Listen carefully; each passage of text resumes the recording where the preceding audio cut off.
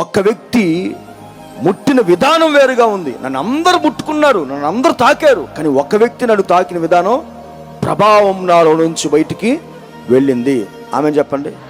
100 మంది ప్రార్థించడం వేరు, ఒక వ్యక్తి విశ్వాసంతో ప్రార్థించడం వేరు. 100 మంది పాటలు పాడటం వేరు, ఒక వ్యక్తి విశ్వాసంతో పాడటం వేరు. 100 మంది చేతులు ఉంచడం వేరు, 1000 మంది చేతులు ఉంచడం వేరు, ఒక్క వ్యక్తి చెయ్యి ఉంచడం వేరే ఉంటుంది. 100 మంది నన్ను తాకొచ్చు, కానీ ఒక్క ఆవిడ తాకిన విధానం వేరు. నాకు 100,000 మంది చేసే ప్రార్థన కాదు అక్కడ కావాల్సింది. అందరు చేస్తున్నారులే అంటాడు ఆయన, కానీ ఒక్కడెవడో విశ్వాసంతో చేశాడు, ఆడి ప్రార్థన వేరుగా ఉంటుంది అన్నాడు. 100 మంది ఆరాధించడం వేరు, ఒకడు ఆరాధించడం వేరు అని యేసయ్య చెప్తున్నాడు ఈ మాటలు. విశ్వాసం లేకుండా గంటల తరబడి ప్రార్థన చేయటం వ్యర్థం, విశ్వాసం లేకుండా గంటల తరబడి దేవుని సన్నిధిలో కూర్చోవటం వ్యర్థం, విశ్వాసం లేకుండా ఇక్కడికి రావటం వ్యర్థం.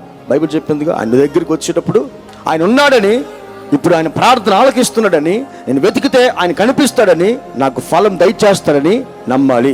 మీరు నమ్మినా నమ్మపోయినా ఈరోజు ఇక్కడ చేరేసుకుని ఆయన కూర్చున్నాడు. మీ కంటి కనపడకపోయినా ఆయన మందిరంలో, ఆయన సింహాసనంలో ఆసీనుడు అయ్యారని బైబిల్ కీర్తన చెప్తుంది. స్తోత్రం. నువ్వు నమ్మినా నమ్మకపోయినా ఇక్కడ ఎవరున్నారు ఇప్పుడు చెప్పాలి. నీ కంటికి కనబడకపోయిన సింహాసనం వేసుకుని ఎవరు కూర్చున్నారు? ఆయన ఈరోజు మిమ్మల్ని చూస్తున్నాడు, మీ రోగాలు చూస్తున్నాడు, ఇక్కడ ఏ పరిస్థితిలో వచ్చాడో కూడా ఆయనకు తెలుసు, చూస్తూనే ఉన్నాడు. మీ విశ్వాసాన్ని చూస్తున్నాడు. బైబిల్ ఏమంటుంది తెలుసా? ఆయన నీ స్థితిని చూస్తూ ఉన్నాడు గనుక, మార్చగలిగే దేవుడు గనుక విశ్వసించు అంటున్నాడు. అలా నమ్మేవాడు మందిరంలో కరెక్ట్గా ఉంటాడు, కరెక్ట్గా కూర్చుంటాడు, కరెక్ట్గా ఆరాధిస్తాడు. ఎవడు పాడినా పాడకపోయినా నా దేవుడు నన్ను చూస్తున్నాడు, నా నోటిని చూస్తున్నాడు, నా హృదయాన్ని చూస్తున్నాడని తనకు తాను సమర్పించుకుంటాడు. ఏమి సిద్ధపరిచాడో అవి కంటికి కనపడవు, కానీ ఎలీషా అంటున్నాడు విశ్వాసంతో దాన్ని చూడాలి అంటున్నాడు. పౌలు అంటాడు, ఇక దుష్టమైన వాటిని నేను చూడలేదు. మరి ఏం చూస్తున్నా? నిదానించి చూస్తున్నా. ఏంటది? ప్రతి చోట అదృశ్యమైన వాటిని చూస్తున్నాడంట. అంటే విశ్వాసపు నేత్రం అనండి. అంటే తను ఏమనుకుంటాడో అది చూస్తాడు ఆయన.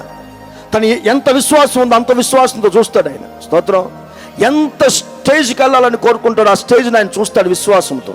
ఇక ఆయన చూస్తాడు. ఇప్పుడు పురుగుడిలో చూడ్డు ఆయన. ఏం చూస్తాడు? రేపు ఇప్పుడు ఉద్యోగం లేని స్థితిని చూసుకోకూడదు. ఏం చూడాలి? ఇప్పుడు విశ్వాసంతో ఉద్యోగం కలిగిన జీవితాన్ని చూడాలి. గట్టిగా ఆమేన్ చెప్పండి. పెళ్ళి లేని వారు పెళ్లి కలిగే జీవితాన్ని చూడాలి అడుగుతున్నప్పుడు. హల్లెలూయా. ఆరోగ్యం లేని వారు ఆరోగ్యం ఉన్న జీవితాన్ని, ఇది చూడొద్దు దృశ్యమైనది. ఏం చూడాలి? అదృశ్యమైన దాన్ని నిదానం చూస్తున్నాం. దేవుడు మన కొరకు సిద్ధపరిచిన గొప్పవే, ఉద్దేశించిన సంగతులు రాబోయే కాలంలో హానికరమైనవి ఏవి, అవి మంచి సంగతులే అని చెప్తాం మనం. కానీ అవి కంటికి, కానీ ఎలీషాకు కనిపించాయి. కారణం విశ్వాసపు నేత్రం తెరవబడింది. ప్రతి ఒక్కరికి 2 చూపులు అవసరం. ఈ లోకంలో ఉన్న వాటిని చూడాలి బ్రతకాలి కనుక. అలాగే దేవుని కార్యాలు చూడగలిగే విశ్వాసపు నేత్రం కూడా మనకు ఉండాలి.